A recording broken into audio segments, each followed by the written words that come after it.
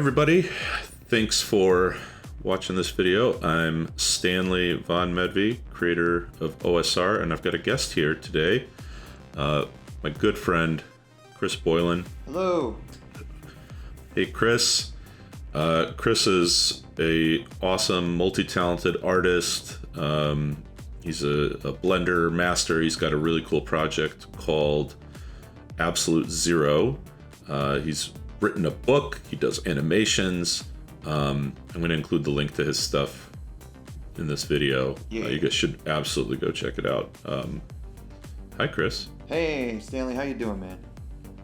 I'm doing all right. Yeah, I wanted to have you here for this OSR work jam. Fuck yeah. You can see I'm doing a character design here. I'm designing Sky, the hero of our story. She looks cute. Yeah, this is playing back at double speed here for everybody watching. So don't feel like, oh my gosh, how's he drawing so fast? This is twice speed. Seriously, the funniest thing. So Stanley and I have known each other for a really, really long time, like since 1999, right? For a while now. And back in the day, back on the Polycarbon and art forums, they used to post time lapses like this, because you used to be able to record them in I can't remember what the hell program that was, Psy maybe. I used to be so obsessed with, I knew in my brain that it was time lapsing, but I still was always trying to draw fast. Yeah, right. Oh, it really helped when Sergei Kolosov, posted his real time paintings, and you could see he was just going mark, Yeah. undo, for 4 hours. And then you're oh. It does take a while, yeah. So that was the interesting thing. I remember when we were drawing once, you were like, you got to go slow to go fast. And it seems so counterintuitive, but really I think what it comes down to is, like what you were saying, you got to think about what you're doing, right?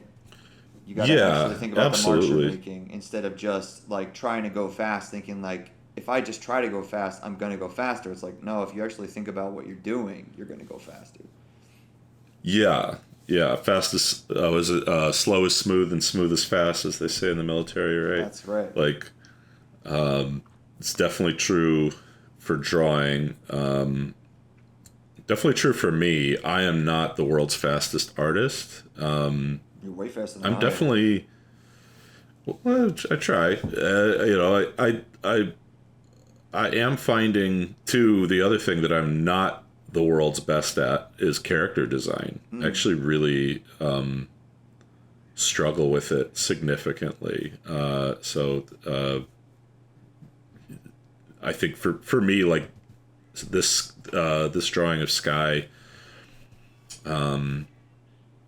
this was actually a second attempt after I'd recorded it, and I really didn't like where the first kind of direction went. I thought it had lost the spirit of it. I was getting too influenced by the way I was drawing at work, and it wasn't quite landing on things. And then another thing too is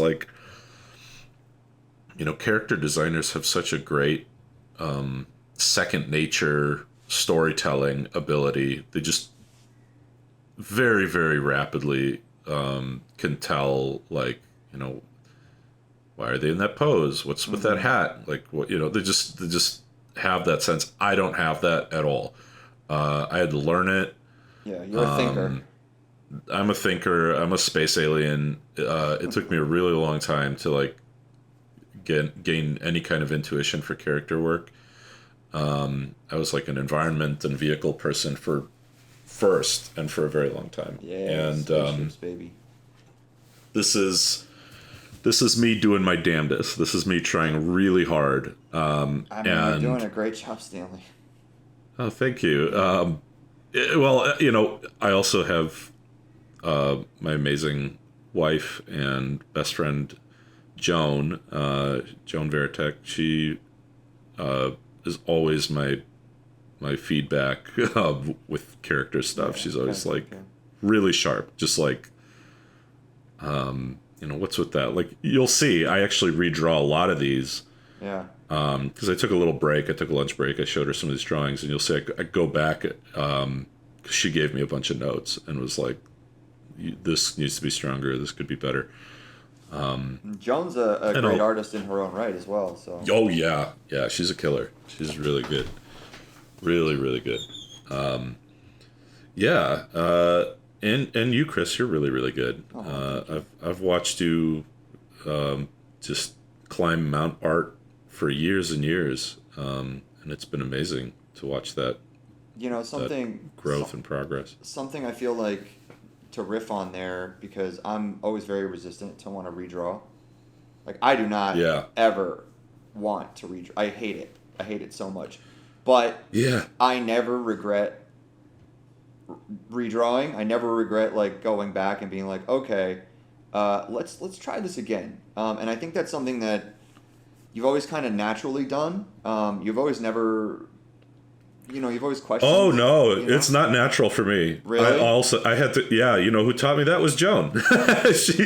she made me do it because I was Mr. Control T. That used to be her nickname for me. Mr. Oh yeah, translate. Yeah, she was like, she's like, I hate you with that fucking. Sorry, I'm swearing with that Control T. She's like, she's just really frustrated that I would always just warp tool things and like just try to save my drawing that was not working fundamentally. And she was just like, don't chicken out, just and you can see there's a time jump here because I forgot to press record. This is where the drawing came out much better this way. But I was, oh my gosh, I was constantly fudging on something because I didn't want to redraw it. And I just,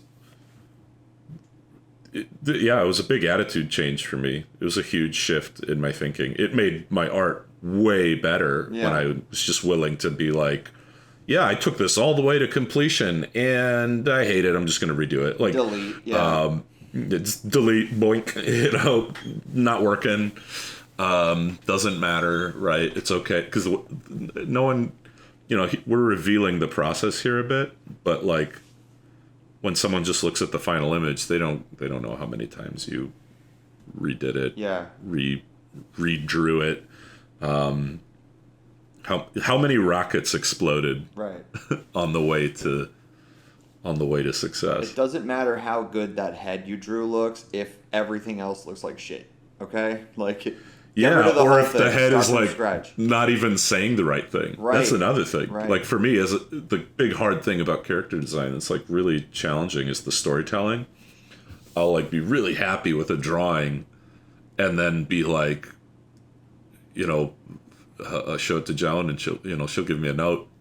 And I'll realize like, oh, like in this case, right? Like, I got her jogging, but it's kind of a weak jogging pose, right? It's like it's a nice the strongest drawing here. Yeah, it's a very nice drawing, but it's a weak pose. It's like, it's not, and her chin is down. It's not really saying anything about who she is. It's just like, oh, somebody's kind of going for a little joggy jog. And she's this is a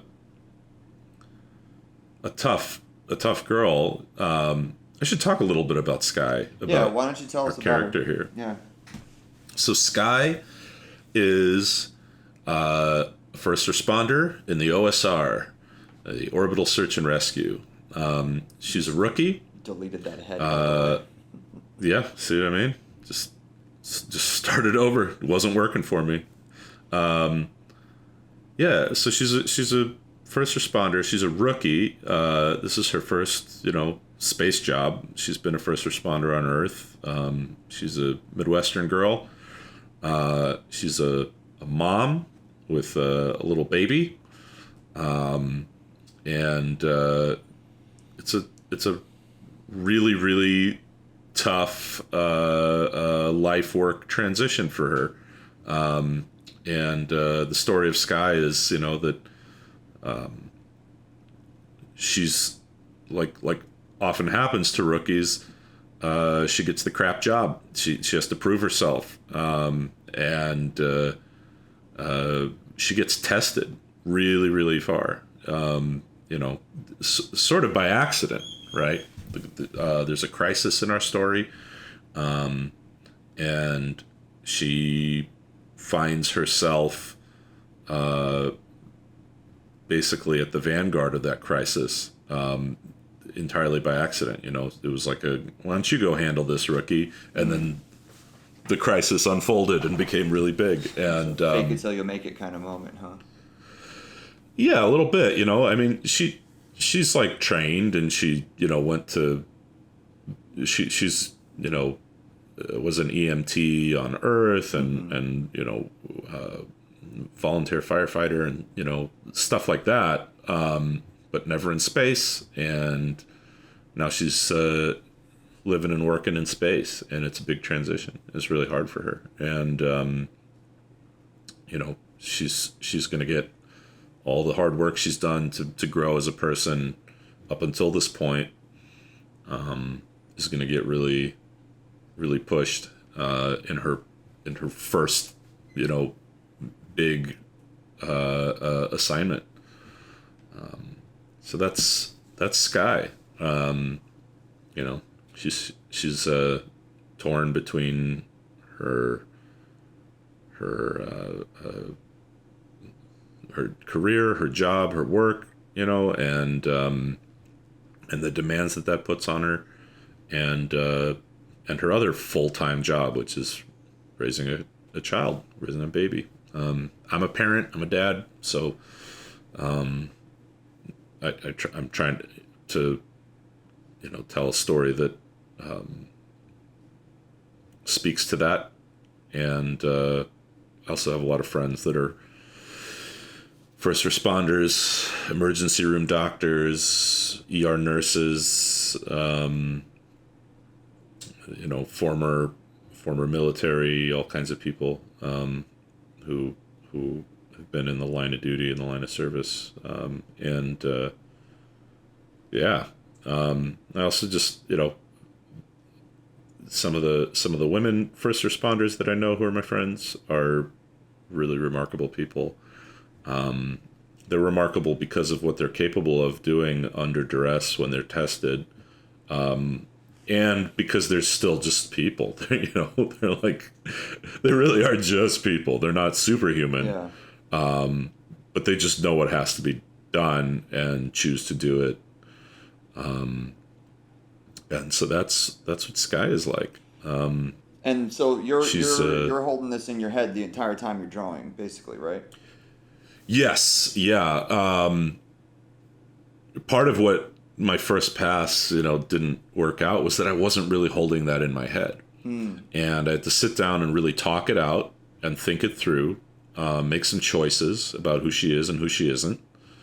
And then once I understood that, then I came back and hit this and started like going, okay, all right, we're getting closer. We're getting in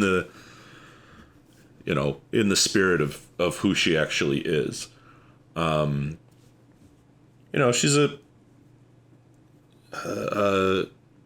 She's she's a suppressor, like as a personality. Her main coping strategy is to shove it down and suppress. And she knows that's not great. She knows that's not a great strategy. No, but that's her default, right? Yeah. And so she has to constantly overcome the desire to do that because communication is really important in the line of duty, right? She has to be open. She has to be a communicator. She has to tell people what's happening. She has to admit mistakes. And that's not, that doesn't come easy to her. And especially, as a young mom, where you're constantly making mistakes and there's constantly people sort of judging your performance, right? So she just sort of feels surrounded by judgment all the time. And her inclination is to just clam up and shove it down and not tell anybody and just do her own way. and not, seek help or acknowledge reality. Right. But Well, yeah. she doesn't do that. I mean, she like wants to do that, but that's not her. But she's tested, in that Yeah. way. Well, and especially in an emergency situation, you need to be able to communicate and you need to be able to think quickly.